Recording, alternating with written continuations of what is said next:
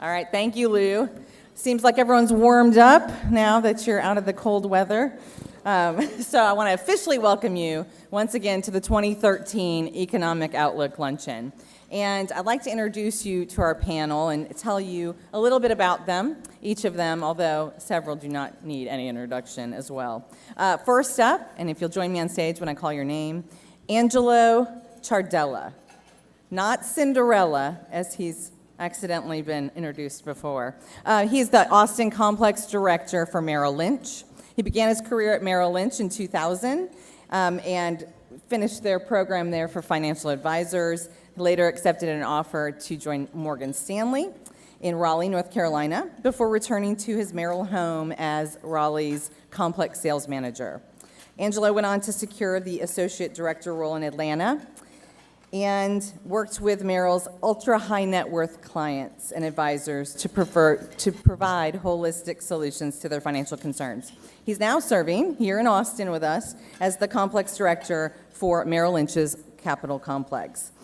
He's responsible for financial advisors, client support staff, and financial solutions to his affluent clients. He attended the University of South Carolina on a soccer scholarship, and after earning his political science degree, went on to play professional soccer in Wales, Great Britain.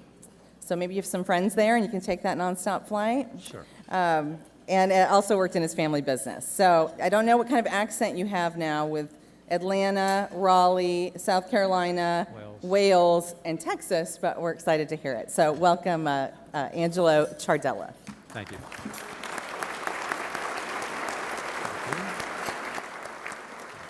Next up is Gary Farmer, president of Heritage Title Company of Austin and Heritage Exchange Corporation of Texas.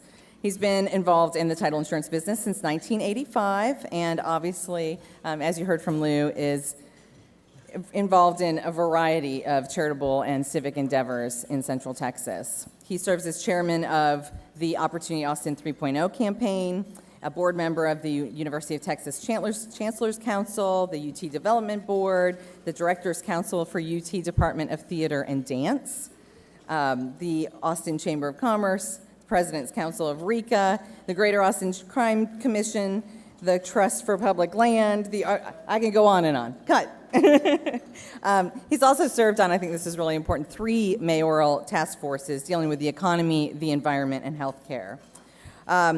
He's a past Austinite of the Year and is a graduate of the University of Texas along with his wife and 3 daughters, 2 UT grads and 1 still there. Also, rumor has it that Gary is about to be a father of the bride this weekend. So please welcome Gary Farmer.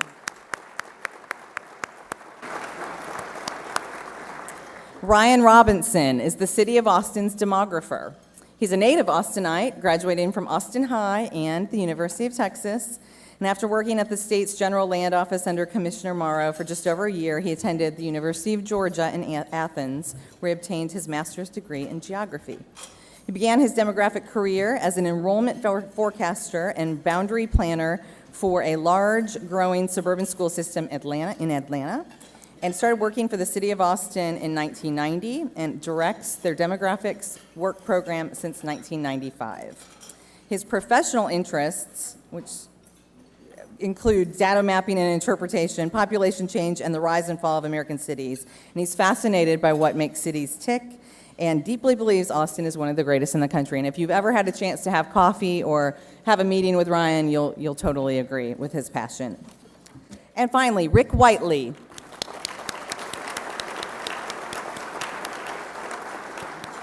Rick Whiteley, partner, Oxford Commercial. He's a graduate of University of Texas at Austin. I'm sensing a trend here. He specializes in representing tenants and buyers for over 30 years. He's provided clients in Austin with the highest level of real estate service, and his experience is in all facets of the office building business.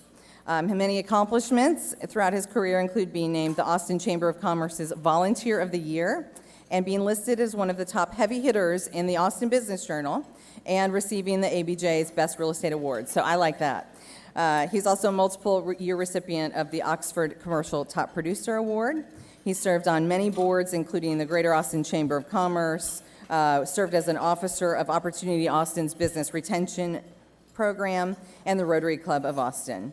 So please join me in welcoming our distinguished panel.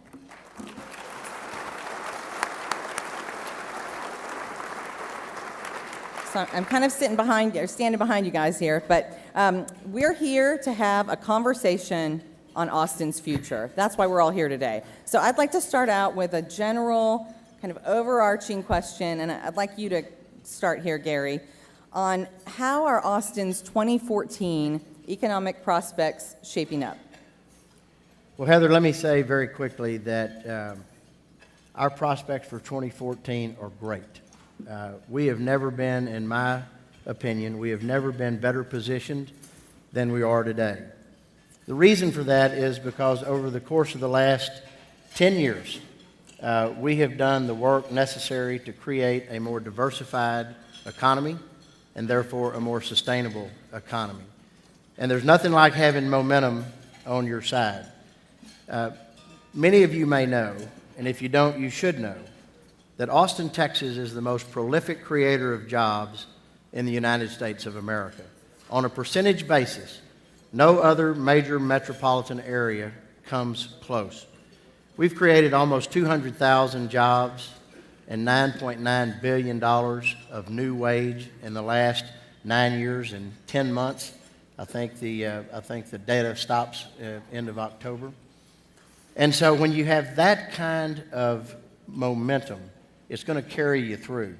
But let me be sure to say that the quickest way to lose that great outlook and that great forward-thinking attitude is to become complacent. We cannot do that. We simply cannot do that. The reason we're having so much success is because of our qualified labor force. We have a workforce that's second to none. We're young and we're smart. And I use that collective. I'm neither young nor smart. But as a community, we are young and we are smart, and that's why companies are coming here. You mentioned the labor market. So from all of your vantage points, how do you think the labor market looks within your industries? You want me to? You can continue. I'll expand on that a little bit. Again, we're young.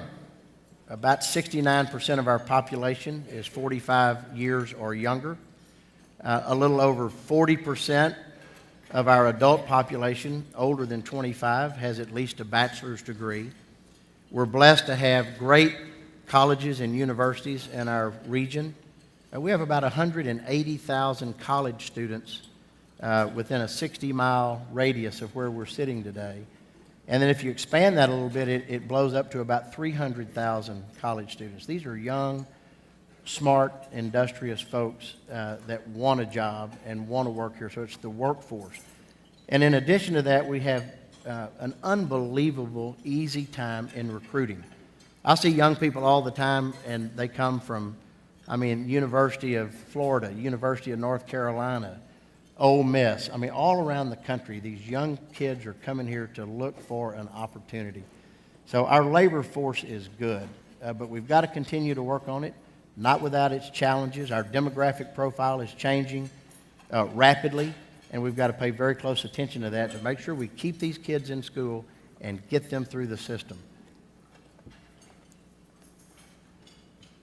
So Heather, I'll touch on that too. So I've been in Austin for all of 12 months and 10 days. And so I'm one of the people that's clogging up the highways everyone complains about, so sorry about that. And my wife and kids are here too. But my role with Merrill Lynch, I have about 150 employees scattered around the greater Austin area. I could have 300 because the number of resumes I see on a daily basis, almost on an hourly basis, people that want to move to Austin from all parts of the country that want to come to work for Merrill Lynch in the financial services industry because they look at the demographics that Gary was alluding to for the greater Austin community. So in my opinion, Austin is primed for extensive growth going forward also. It's why I was brought here. It's why my boss that lives up in Dallas brought me into Austin because it is a growth market and it will continue to grow. And looking at the real estate market, we're right at the kind of starting edge of the big boom in terms of the office building There's currently about 1,800,000 square feet under construction, about half of that downtown. So we're beginning to see that. I mean, some of it out in the suburbs. We'll continue to see that here certainly over the next 2 years. So you see the development starting, and like Angelo, I mean, we have a lot of young brokers already in our office. There are a ton of people who are looking to relocate here to Austin and kind of participate in the next wave, which is going to be very fruitful for many people. I mean, you look outside of the office building side, I mean, the multifamily market has just gone crazy. You see high-rise apartments, the more traditional ones going up all around town. So this is certainly a very good time in the real estate market. Gary, could you also speak to us about specific prospects, the pipeline, as we talk into 2014? Specific prospects? Well, Mike Rollins would shoot me if I talked about it. so prospects in general, what you Sure, can talk about. What's sure. kind of in the pipeline as we look forward into 2014? Well, I said earlier, I've never seen us in a better position than we are currently. The Chamber catalogs prospects into three general groups. Just a kind of a garden variety prospect. That means somebody has probably asked for some information. There's been some exchange between the Chamber staff, which, by the way, is excellent at what they do. Or then an active prospect likely means that they have been here, boots on the ground in Central Texas. And I should say that Opportunity Austin is not Austin-centric. It's Travis, Williamson, Hayes, Bastrop, and Caldwell counties. It's our Central Texas region. An active prospect has been here. They're engaged. They're really looking at Central Texas as a viable place to relocate or expand. And then hot prospects. And hot prospects is a category of prospects that are in active consideration. It could be Austin versus one of our natural competitors. It could be Austin as one of several communities under consideration. At the end of October, my recollection is, Heather, that we had 39 active prospects.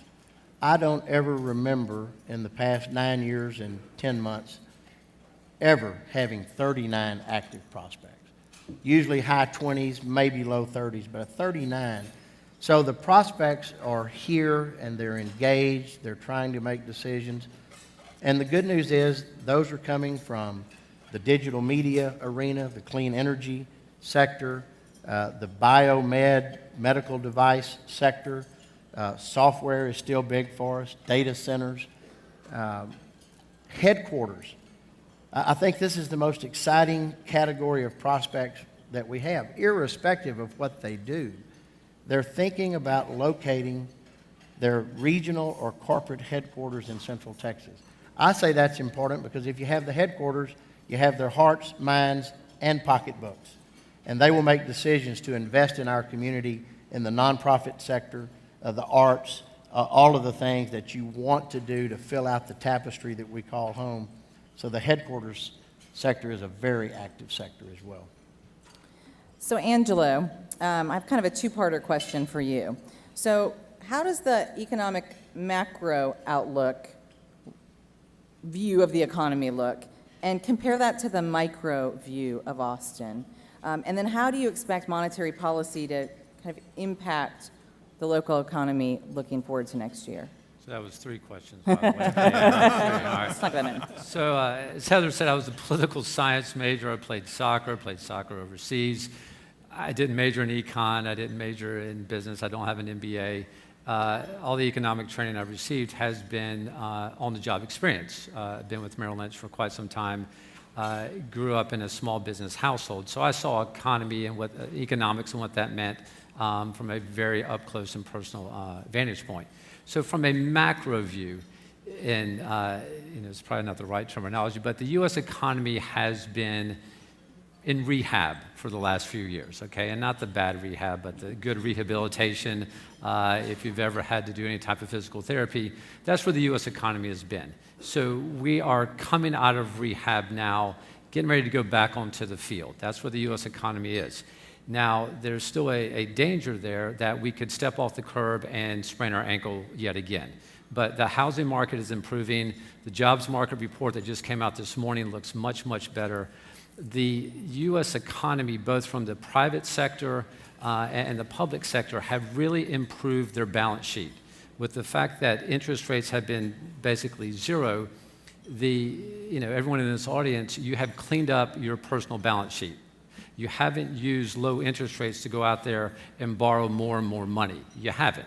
You've actually started saving more. You've eradicated a lot of your debt. So the U.S. consumer is in much, much better shape than, say, 4 or 5 years ago. Housing market's improving. Now, lending is coming back more so than what you might be reading. Interest rates have been kept very, very low. And so, speaking of interest rates, I smile when I think about that. I was speaking with one of my senior financial advisors this morning. Said when he first bought a house, his interest rate was 14%. And he said, this was back in the 80s, he actually paid some points to buy it down to 14%.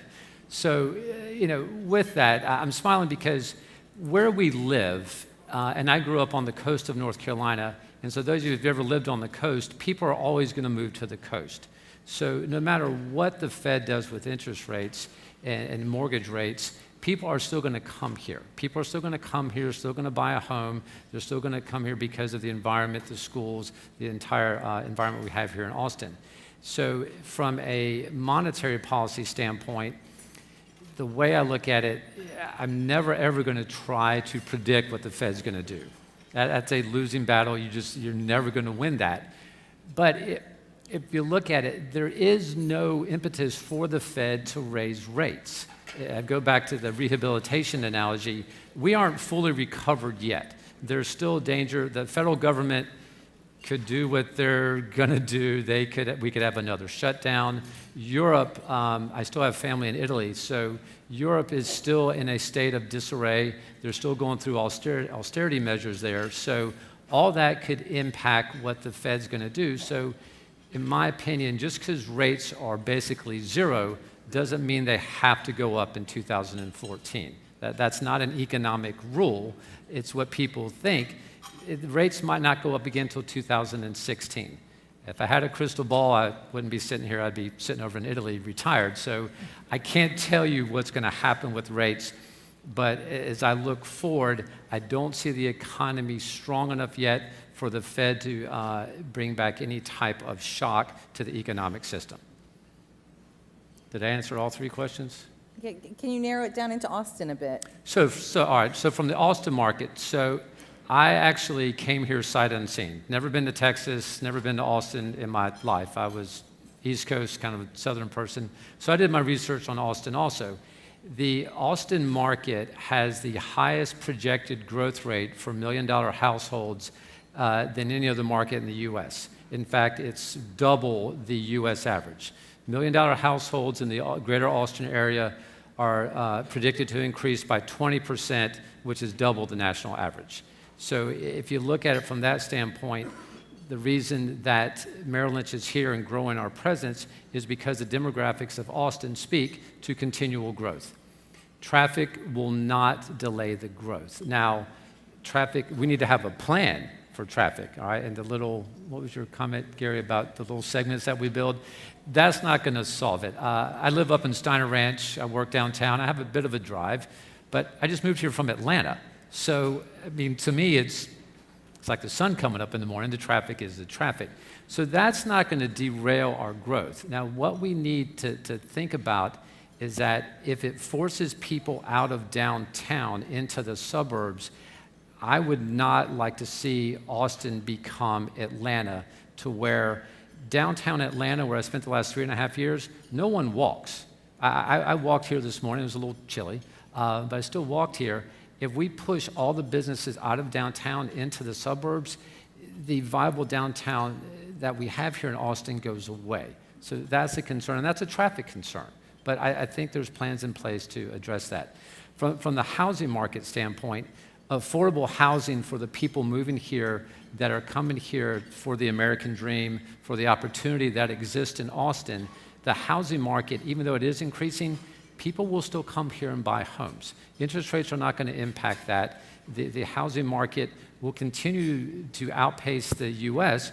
because people are moving here. So my outlook for Austin is sky high, as is the gentleman that runs all of Merrill Lynch. Every time I talk to him, his outlook for Austin is sky high too, which is why I have more gray hair than I had 12 months ago. So Austin, as we all see, seems to be on the national headlines on every list these days, on top 10 lists, everywhere we look. Yesterday, the Millikan Institute released that Austin reclaimed its #1 spot on the Best Performing Cities Index, largely due to the technology sector. Are there any other industries, Gary, you mentioned a couple, that are really on the rise in Austin? And besides technology, what other industries do you see coming to the forefront over the next year? Ryan, you want to take that? I think we're going to start to see pretty serious expansions in our healthcare sector as the med school goes forward. That's probably more than a couple of years away. I think biomed is very promising, and I think that high tech is such an all-encompassing term that we're doing so many different things that we could throw into that bucket. I think we've established ourselves as a wireless capital, as a wireless cluster in the country. Certainly gaming, video, the creative stuff that we've done, all of that's extremely promising. One quick follow-up about this notion that I agree that how much momentum there is. Demographically, I think when you look out at the national landscape of cities, it's become a collection of winners and losers. And that's somewhat different than what we've seen in the past. 30, 40 years ago, it wasn't this discrete grouping. And even though the national economy is getting better, because Austin was sort of last in, first out, we've had a relative advantage economically over almost every other market in the country. I think it'll be interesting to see as the national economy improves, can we maintain that advantage and can we continue to be a destination city? And so with that, so during the video, someone mentioned Raleigh, North Carolina. So I'm from North Carolina, so I've lived in Raleigh before.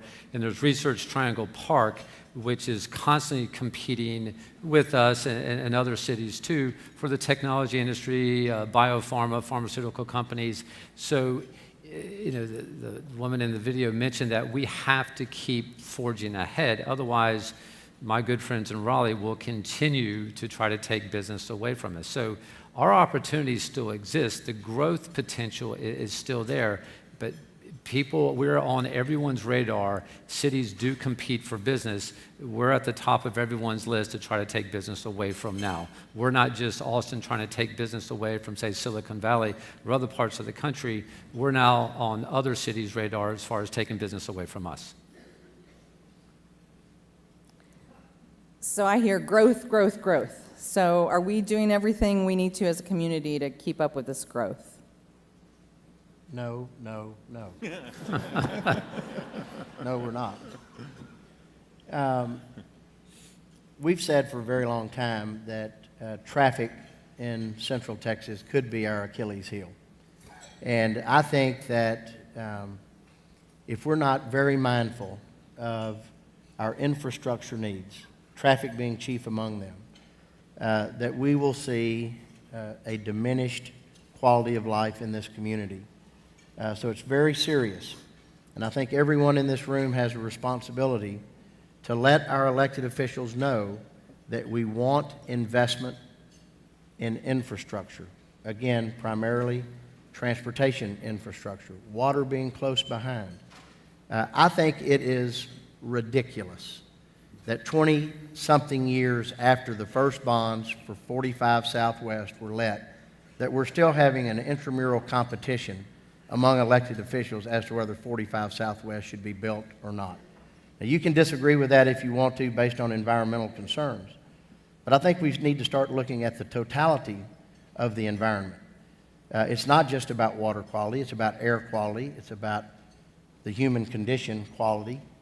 In Central Texas, you're about 40% more likely to be involved in a traffic fatality than our comparably sized cities. That just means we have too many cars on too few lanes.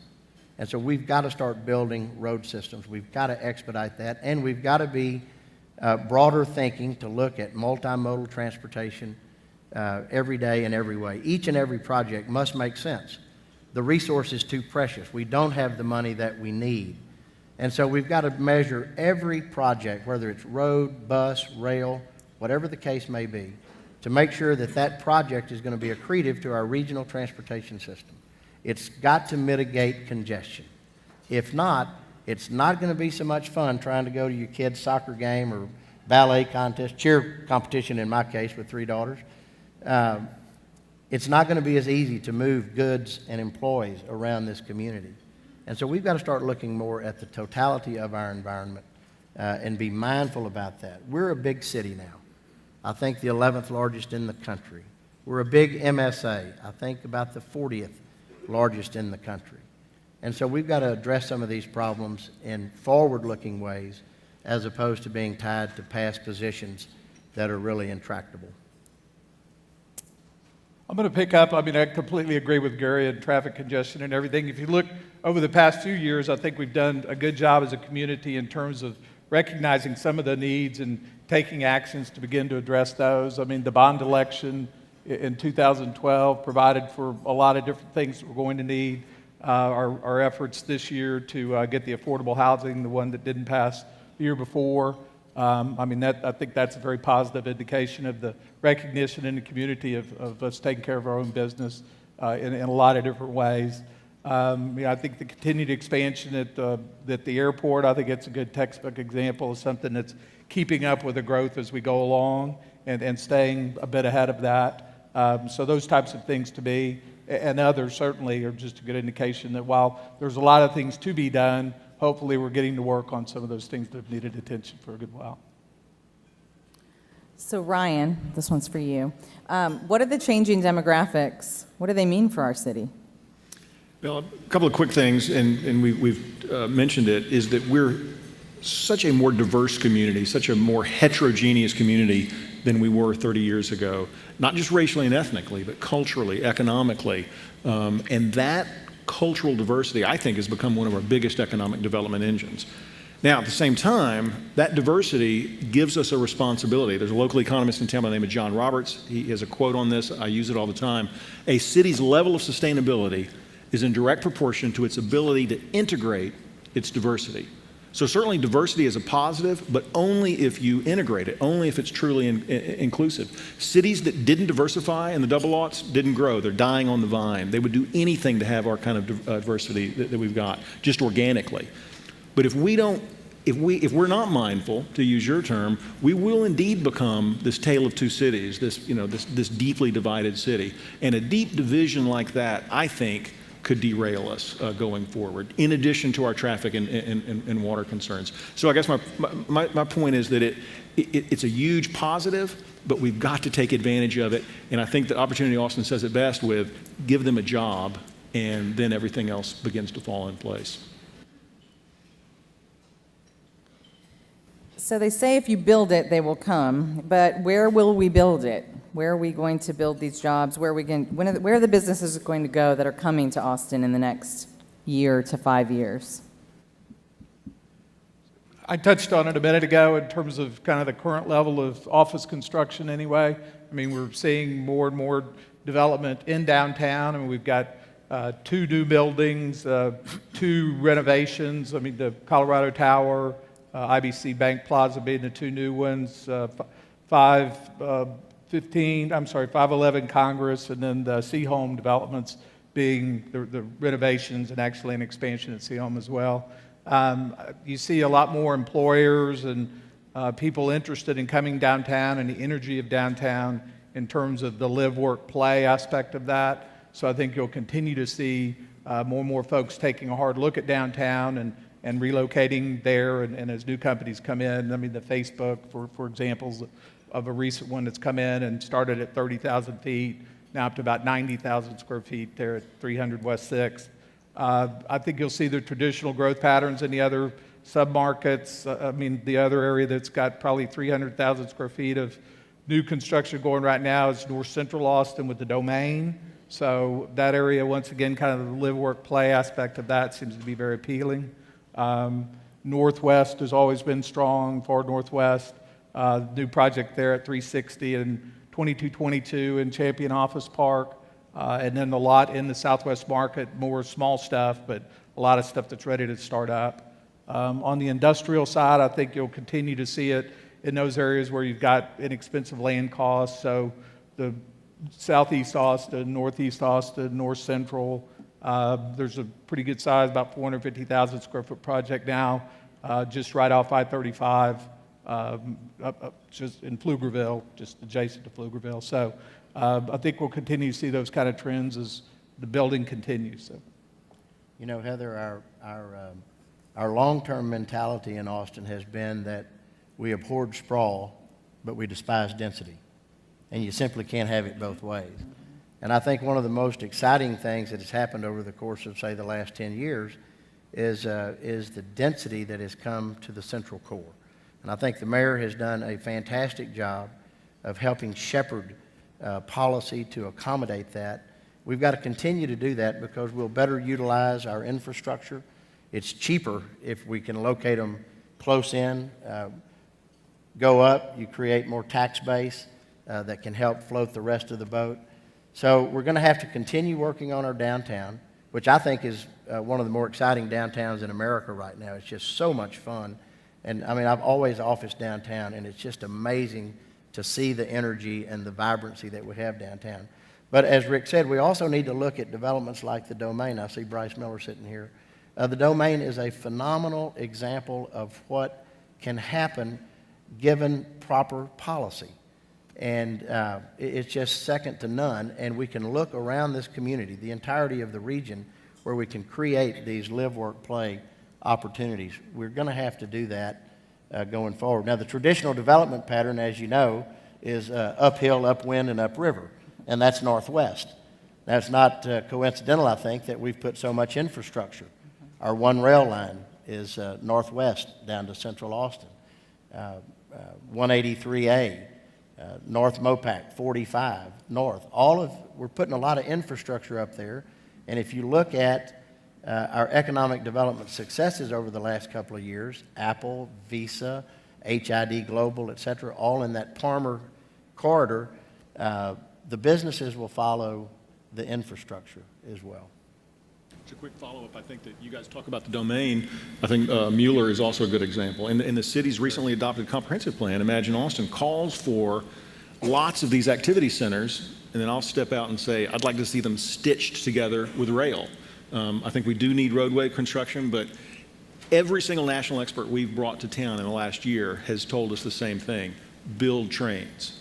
And again, that may be going out on some thin ice. Not that we don't need road construction, but we're not going to be able to build our way out of this entirely without a multimodal approach. And so I think if we have a network of inner city activity centers that you can get to by train, that to me is the future.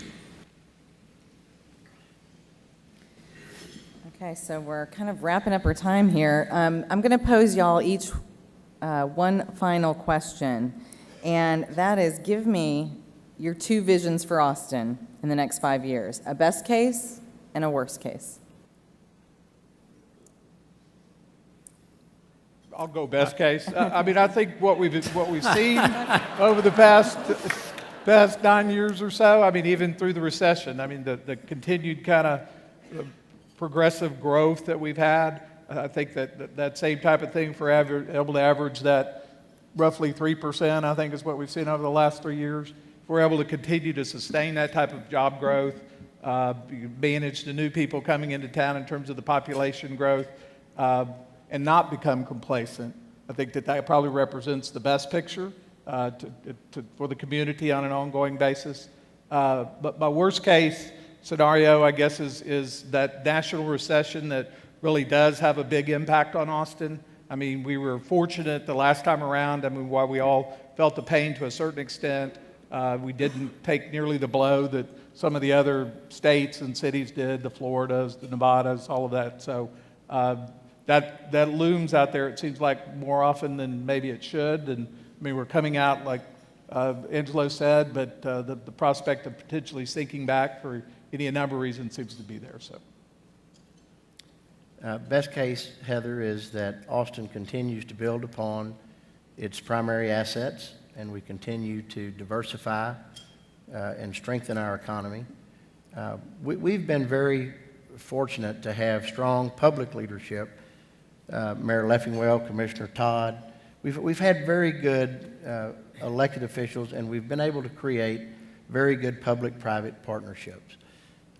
We must continue that. I will tell you that if I start to look at worst-case scenarios, I'm very disappointed in the City Council's recent vote to change our economic development policy. And I'm disappointed because the changes are going to make it harder for Austin to compete, and it's going to make us particularly disadvantaged when it comes to creating opportunity for people without the benefit of education. People that do not have a high school diploma or a college degree, my opinion, have been set back significantly by this new policy. Basically, Council included some new provisions which is going to make it more expensive for business to operate here. Business seeks the bottom line, and we can be as chaotic as we want to be and joust at all the right windmills, but if our competitor cities aren't doing the same, then we're an outlier, and then we're not as likely to be competitive.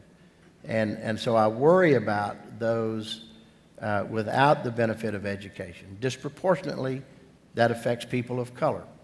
And so to adopt a policy which hurts those people is exactly the wrong thing to do, in my opinion. We've got to create opportunity for everybody in this community. That's how we'll have a rising tide. That's how we'll start to mitigate this growing disparity between the haves and the have-nots. So I've told almost all of the council members that I was going to talk in this manner because I think we as a community need to have a very candid conversation about it. We've been blessed with good public leadership. I'm fearful that politics are creeping into policy, and I don't think that's very advisable for us. And I think there is a sense of complacency, a sense that Austin is going to do so well, we don't have to compete. And that's not the history of the world. We are in a global competition every day in every way. And if we want to succeed, we better have good policy, we better have good execution. We need the whole of the community involved and not disproportionately small but vocal groups, my opinion.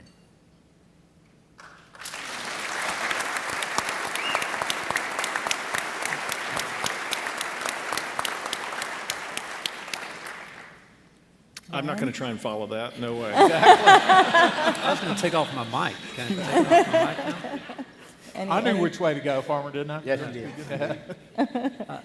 So, I will have to speak. I can't. People that know me know I have to speak. So, best case, Austin continues to be the city of opportunity. The achievement of the American dream strikes home with me personally. My dad immigrated to this country back in the 50s to achieve the American dream. So, you talk about diversity, you talk about cultural diversity. It's very important to me. I think it's important to this city's success going forward. We have to maintain that diversity. It's key to our success. Otherwise, we will wither away and die like some other cities have too. So that's best case, that we continue to be city of opportunity, city of change. We have the wherewithal in this city to be the model city of how to grow and how to adapt to that growth.